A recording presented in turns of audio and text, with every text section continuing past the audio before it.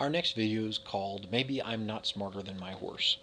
And you'll probably laugh at the title right off the bat, but I've come to discover over many years now of working with horses that oftentimes the horses that we think are so dumb, and I say this tongue in cheek with my fingers making quotes in the air as I say it, we get this attitude like we know so much more than our horses. And 9 times out of 10, we do have a slightly more intelligent way of looking at things. But it is interesting how intelligent our horses are and how much they try to communicate with us, as anyone who has spent time with horses and paid any attention will know. And so one day I was riding my horse and going along, and I noticed that his gait had changed. And I was feeling it underneath me, and I looked down around my feet and around his feet rather, and I didn't notice any real change in visibly in how he's walking, but I could feel his gait was different. I thought about that for a second, swung out of the saddle, and checked his hooves, and sure enough, there was a rock in it. Now, this was many years ago, and now my horses come to me and show me that they have a rock in their shoe, or they will, as happened one day as I was preparing to ride, they will surprise me with how descriptive they are trying to be at the time.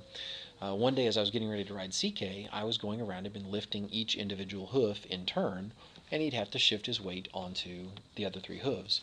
So I would tell him the command give and touch the leg behind the hoof. Typically, he shifts his weight off of the given hoof and lifts his hoof slightly for me.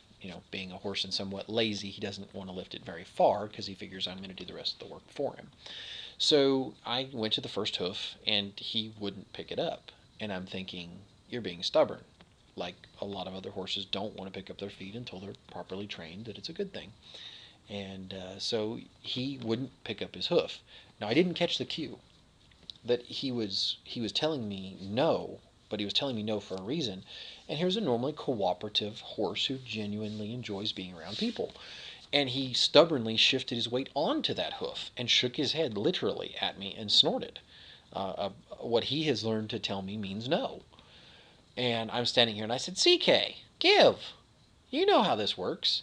He shook his head, put his head down because he was being shamed, but he wasn't going to give me that hoof. So in aggravation, with this front hoof, I reached down and made him give it to me. Well, he immediately, and this was my mistake, he immediately seemed to have something wrong with his other hoof. I dropped the hoof and took a step back, and I noticed him lift that other hoof slightly. Well, stubborn knucklehead that I am, I was missing the cue that he was being stubborn for a reason. I walked around to the other hoof and was ashamed of myself. He had a rock wedged in there, and he was shifting his weight to his good hoof, trying to tell me, no, the other hoof has the rock. And of course, I always try to check his hooves before I ride. So I popped that rock out, petted him and loved on him, and told him I was sorry for misunderstanding him because I understood what he then was trying to tell me. And he was very cooperative with lifting the other 3 hooves for me. So that stupid horse showed that he was at least as intelligent as I was being at that time, and I was probably not smarter than he was as it went at that moment. So anyway, hope you've enjoyed the story. Hopefully it was useful to you, as I do love telling my horse stories.